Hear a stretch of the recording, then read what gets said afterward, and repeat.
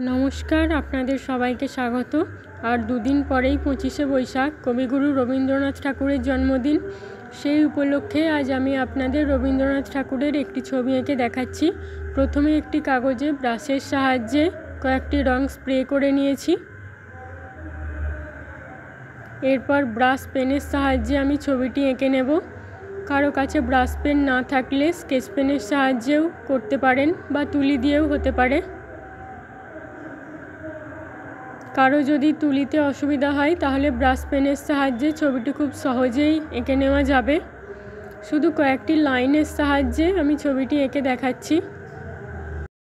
Spray করার সময় ব্যাকগ্রাউন্ডে কয়েকটি জায়গায় রং বেশি পড়ে গিয়েছিল, আমি সেগুলো রেখে দিয়েছি।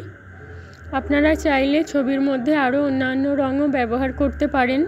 এবার আমাদের গাছের কিছু ফুল দিয়ে ছবিটি সাজিয়ে নিচ্ছি। যাদের তুলিতে অসুবিধা হয় তারা ব্রাশ পেনের সাহায্যে খুব সহজভাবেই কয়েকটি লাইন দিয়ে ছবিটি এঁকে নিতে পারে। ছবিটি কমপ্লিট হয়ে গিয়েছে।